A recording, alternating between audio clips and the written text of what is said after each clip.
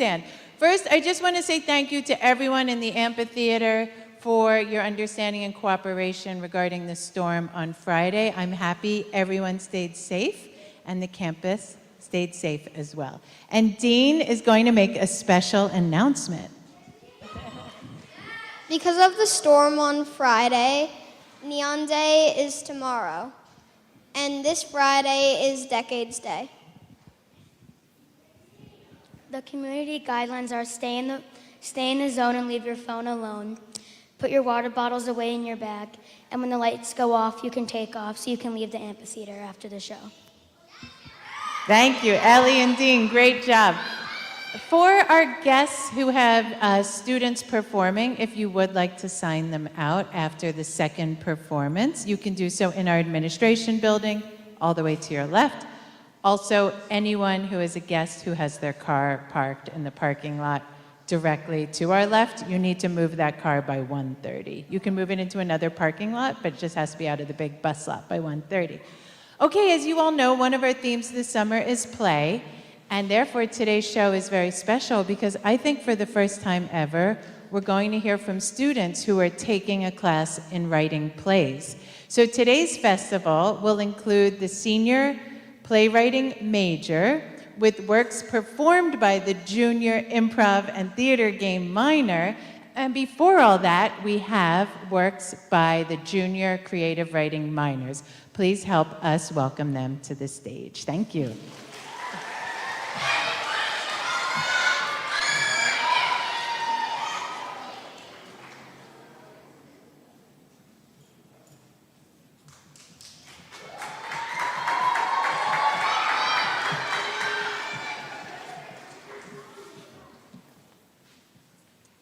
Hi, my name is Addie. My purple is light, a light purple, lavender. My purple is sleeping in on the weekends, or maybe waking up to the sunrise. My purple is the perfect temperature, when you can wear shorts outside without being hot or cold. A warm spring evening. My purple feels like a gentle breeze, someone saying, "It's okay," someone soft, but also slightly bumpy. My purple tastes like cherry vanilla ice cream, strawberries dipped in chocolate, warm tea, honeysuckle. My purple looks like a winter morning when the ground is covered in snow, a family dinner, friends playing together. My purple is peaceful. My purple is calm. My purple is me.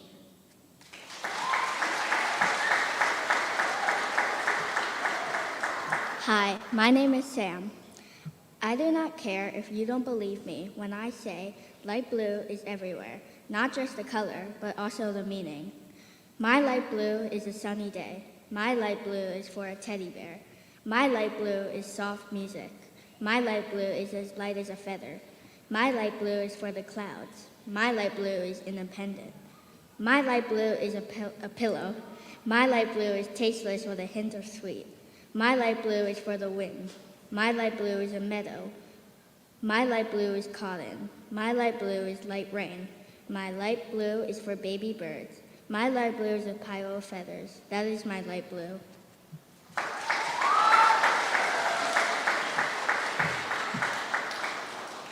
Hi, I'm Morena, and this is what it would be like if days of the week were able to write to each other.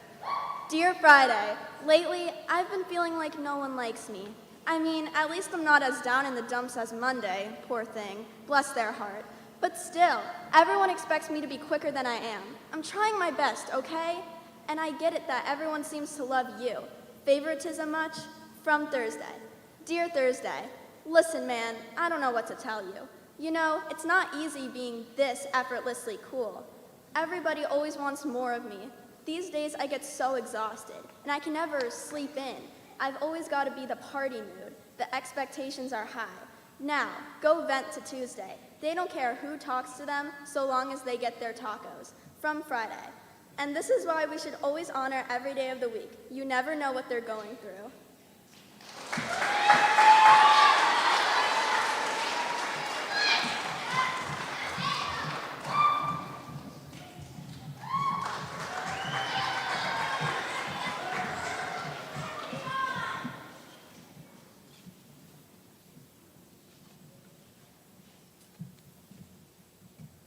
Hello, my name is Vihan, and I'm going to read a piece I call Shadow. My shadow is my heart. I love waking up at 5, so does my shadow. My shadow loves music. My shadow loves guitar. However, my shadow hates the 2.5-hour bus ride to Euston. He loves winter. He loves writing about a dream he had in a bus. He loves jazz dancing. He likes festival. He loves lunch. He likes being a role in a play. He likes ice cream. As I said earlier, he hates the 2.5-hour bus ride. He likes throwing around the soap bar in a shower. He likes playing a ton of guitar, and he likes laying his head on a pillow so that he can repeat the same day again.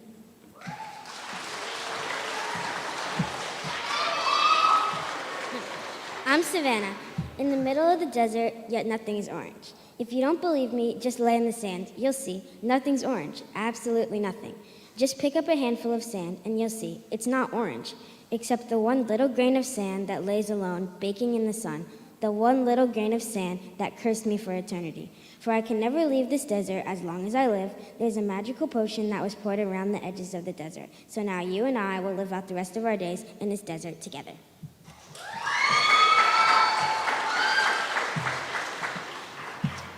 Hi, my name is Isabella.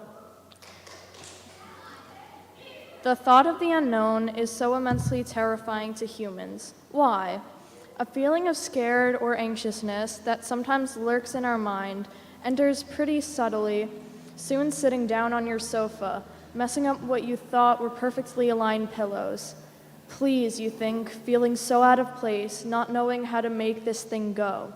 You feel so restless as you watch it, feeling helpless, unable to move, paralyzed by this being. Finally, unexpectedly, it leaves, leaving the back door ajar. Every time following, it comes like a cocky neighbor, conspicuously trying to pick out every imperfection in your house, how they look, how things are organized, and slowly and readily you start to believe them. Every time they go, whether after a few hours or even a couple of minutes, it leaves you slightly bent over, left to pick up all the broken pieces, the fallen pillows that look to you like they're losing stuffing. Every time, unexpectedly, until after taking a steadying breath, you realize something. You should greet them like an acquaintance, a distant aunt, uncle, or cousin. Come, sit down, let me put the kettle on.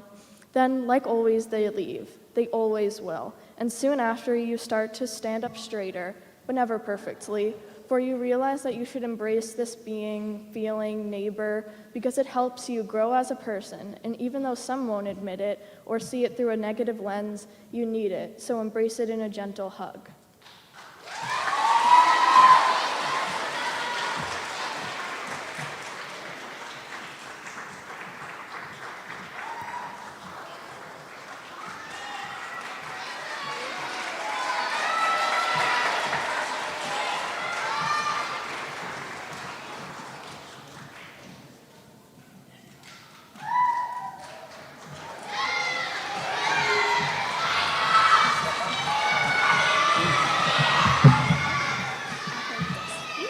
Hi, everybody. My name is Ellie. My pronouns are they, them. I'm the playwriting teacher, and this is Stephanie's first period improv class. And they're going to read some of the plays from our playwriting major. The first play that we're going to read is from Andrew Greber Rains, and it's about a troubled family and a child who doesn't want to go to school. And Andrew wrote this from a prompt to write a scene about a nervous monster. Little Gus, time to get ready for your first day at Monster High. Mama, I'm nervous. What if they don't like me? I don't want to go. Do you know how much I paid for it? I don't want to. Your late father worked himself to death to get this opportunity for you. I can never forget him. Fine, I'll go.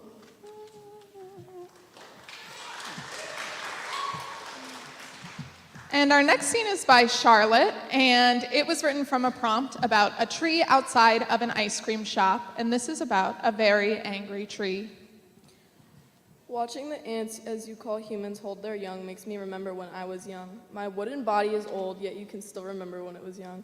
Back when I was a simple sapling, you humans would practically be on your knees to protect me. The kind of people would water me, feed me, keep track of my growth, and would even protect me from being chopped down. But ever since the gardening center moved out and the ice cream shop moved in, I've been left to fend for myself. Now your children scream as they pull out my branches, they stomp on my roots while playing floor is lava. The ice cream workers steal my apples for some low-calorie smoothies that the poor old adults are too grown to eat a single scoop of ice cream. But me, old, tall, feelingless me, nothing. I live off rain and sad, bland, dry soil.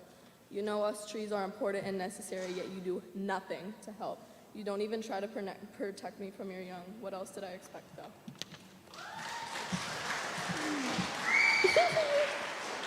And this next scene is by Zool, and this was written after we went on a nature walk for some inspiration.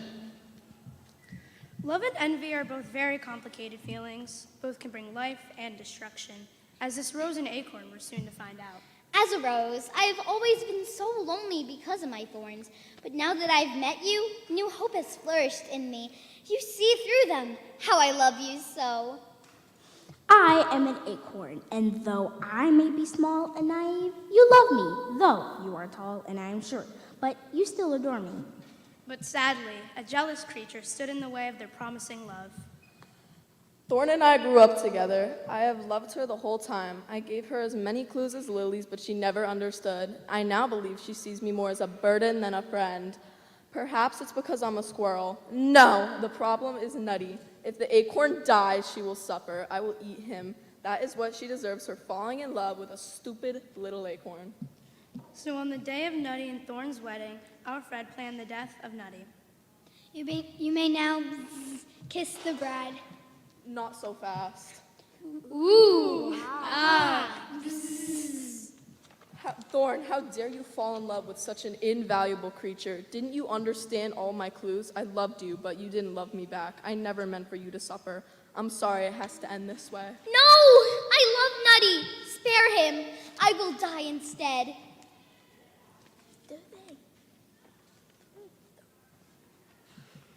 Thorn, stop. It's my fight duel, Alfred.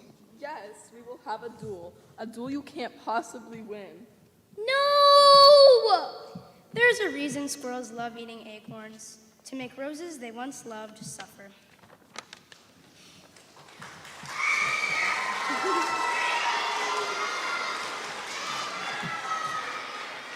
This next piece is by Michelle, and it was written from a line prompt. So the first line of the scene was to be, well, aren't you going to congratulate me? But you'll notice that Michelle moved where the line is in the scene. My parents weren't able to look me in the eye, ashamed of what they had done.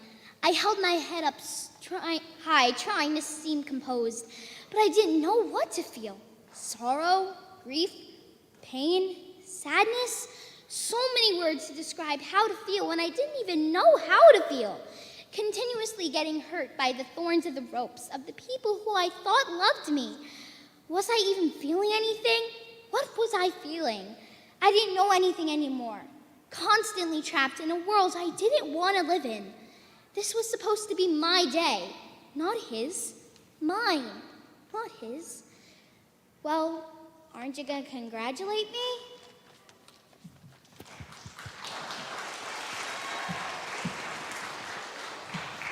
And this next scene is by Luca Mercogliano.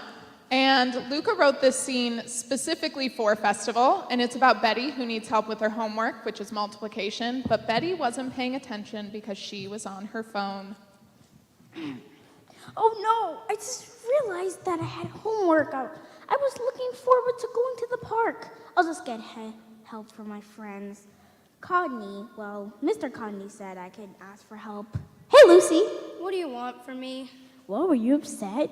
Don't forget about that time where you cheated off me. And I'm sorry about that. What's the homework about? Math. I'm not so good at math, but let me call Jeff. I need help with homework. Who cares? I'm worried. I'll buy you ice cream. Deal. I still can't get over that. Over what? That you used my test in Mr. Rogers' science class. I'm sorry, Lucy. I was worried, and you were right next to me. Fine, fine. I know you were stressed. Nobody cares, Lucy. Why? I just want that ice cream. Nice nails, Jeff. Thanks. I got them done Sunday. Let's do my homework. Sure, I have better skills in math than Jeff. I'm sorry. We did my homework. Yay!